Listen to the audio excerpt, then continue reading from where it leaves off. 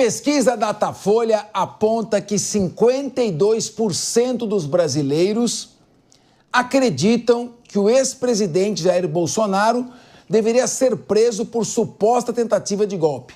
42% dos entrevistados afirmaram que Bolsonaro não deve ir para a cadeia e 7% não souberam responder. Ao mesmo tempo, também 52% dos entrevistados acreditam que Bolsonaro não vai ser preso e 41% acham que ele deve parar na cadeia. O Datafolha entrevistou 3.000 pessoas, Datafolha, com mais de 16 anos em 172 cidades de 1º a 3 de abril. A margem de erro é mais ou menos de 2 pontos para mais ou para menos. Muito bem. Meu querido Rodolfo Maris, eu não gosto de duvidar de pesquisa porque elas têm lá as suas estratégias, mas o Datafolha apontava em setembro de 2022 que o presidente Lula teria 50% dos votos e Bolsonaro 36%. E no final do primeiro turno foi ali uma diferença de 4,5% entre os candidatos. Foi mais apertado ainda, 1% no segundo turno. Então, eu não sei mais o que é ciência e o que é ideologia. Mas eu queria ouvir a sua opinião. Você acha que o presidente Bolsonaro deveria ser preso por tentativa de golpe? Cada um tem a sua opinião. E se o Datafolha ouviu entrevistados, vamos ouvir aqui os nossos debatedores. Pois não, Capês. Partindo do pressuposto que o Datafolha já perdeu, talvez, a sua autoridade mediante as últimas eleições, eu não vou levar em consideração essa pesquisa. Mas suponhamos que seja verdadeira, suponhamos que tenha ali uma veracidade nos fatos apurados. Eu não consigo entender que 52% das pessoas, ou seja, um pouco mais de 1.500 pessoas que foram ouvidas, coloquem o ex-presidente na cadeia ou tenham a visão de que ele possa ser preso mediante um crime que ele nem cometeu. Talvez a pesquisa deveria ser: qual é o tipo de crime que o ex-presidente Bolsonaro cometeu? Você conhece?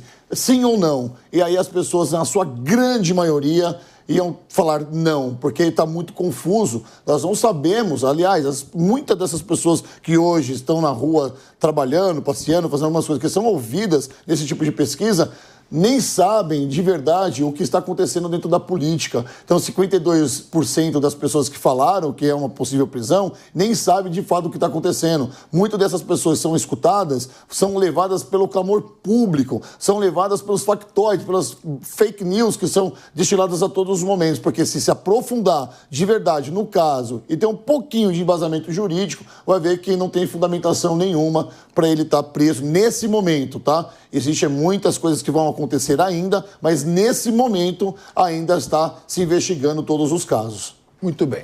Meu querido Diogo da Luz, de certa forma é triste quando você começa a desconfiar de tudo quanto é dado. O país está muito polarizado, está muito dividido, você não sabe quem está fazendo as entrevistas, como é que estão sendo feitas as perguntas, como é que esse diálogo está sendo travado. É muito difícil, tanto que as pesquisas têm errado. Teve um instituto que em 1990 errou feio a eleição para governo de São Paulo, Maluf contra Fleury, foi a última vez, foi o Gallup. Nunca mais ele voltou a fazer pesquisas aqui. Então, como é que você vê essa situação e qual a sua opinião a respeito? Eu acho também, mais ou menos, como disse o Rodolfo, que essa pesquisa não diz muita coisa, não. Porque a pergunta é muito complexa para ser feita para a população. Você veja que, inclusive, é curioso que aquela metade que diz que ele devia ser preso é a metade que diz que acha que ele não vai ser preso. E a metade que acha que ele não devia ser preso é a metade que acha que ele vai ser preso. Você entendeu o caso concreto, né? Não entenderam muito bem. Eu acho que deveria se pensar por outra maneira. Eu, por exemplo, entendo que, politicamente, é muito condenável o que foi feito pelo Bolsonaro, aquelas reuniões, as ideias, pensar simplesmente politicamente, eu entendo ser errado. Agora, do ponto de vista penal, eu não vejo aonde tenha acontecido alguma coisa.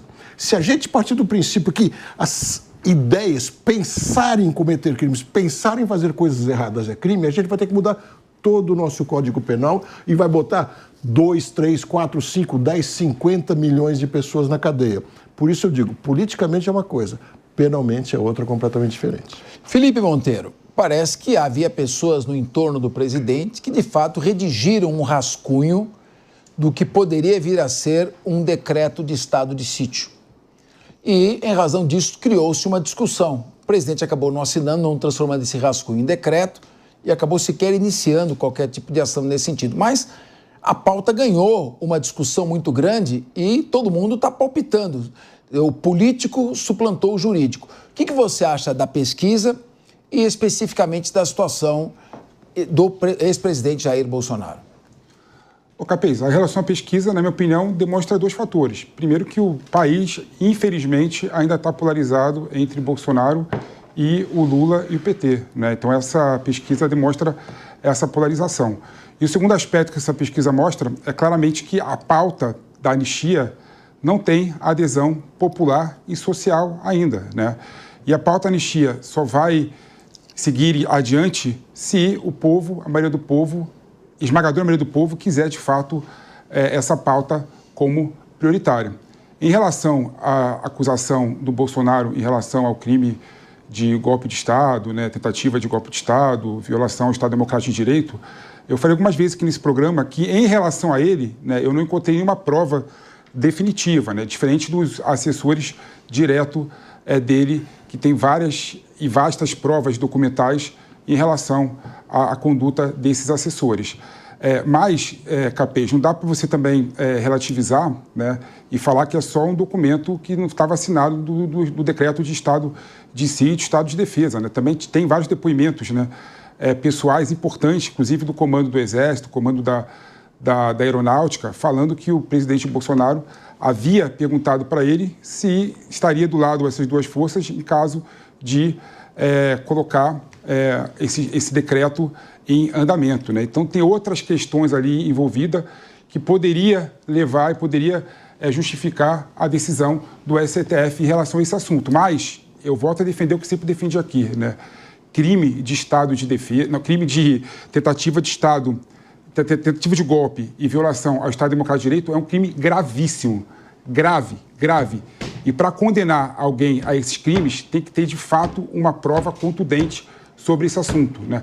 Provas tangenciais, provas não definitivas, no meu modo de ver, não dá para colocar uma pessoa na prisão por conta disso. Sem contar que intenção não é crime, ato preparatório não é crime, tentativa impossível também não é crime. O presidente do Partido Novo, Eduardo Ribeiro, afirmou que uma das prioridades da sigla nesse ano é viabilizar a pré-candidatura do governador de Minas Gerais, Romeu Zema, à presidência, caso o ex-presidente Jair Bolsonaro não consiga reverter a inelegibilidade. Segundo o líder do Novo, ter o chefe do Executivo Mineiro em uma chapa da direita é absolutamente essencial para as próximas eleições. Raquel Galinatti, há espaço para um gestor, apenas um gestor moderado nas próximas eleições? Eu vejo no aspecto da valorização dos policiais que integram o estado de Minas Gerais. Se for neste aspecto, e a gente sabe hoje que a segurança pública é o pilar dos direitos sociais, não colocando como prioridade segurança pública, você inviabiliza o usufruto de outros direitos sociais, como saúde, educação e lazer, claro que não só não é viável, como não seria uma escolha acertada para o país. Meu querido Diogo da Luz, uma chapa com Tarcísio de Freitas, gestor e com alta popularidade no estado mais populoso da federação, e Michele Bolsonaro, uma mulher trazendo o nome Bolsonaro para junto dessa chapa, seria uma chapa forte para 2026? Eu acho que seria uma chapa forte, sem dúvida alguma. Qualquer chapa bem organizada, com proposta séria, vai ser forte contra o Lula. Porque as pesquisas recentes estão mostrando, Capês, para mim está muito claro, o maior adversário do Lula é o próprio presidente Lula. E quanto mais problemas esse governo enfrenta, mais ele fica adversário de si próprio. Então qualquer um que se apresente bem, convincentemente, tem chance gigantesca de levar. E eu não me preocupo se tiver mais que 2 ou 3 candidatos concorrendo contra o Lula, porque nós temos 2 turnos. Ninguém vai ganhar no primeiro turno dessa vez. Então, depois, no segundo turno, vão se juntar os grupos de um lado e de outro, e aí que vai ser a eleição para valer. Rodolfo Maris, Zema, Tarcísio, como é que você vê isso aqui em 10 segundos? Não, o Zema já se colocou e como vice de qualquer um que o Bolsonaro indicasse, ou se não for o Bolsonaro, ele não tem condição alguma de se candidatar à presidência. Muito bem. E de castigo, o PP não vai falar porque acabou o tempo.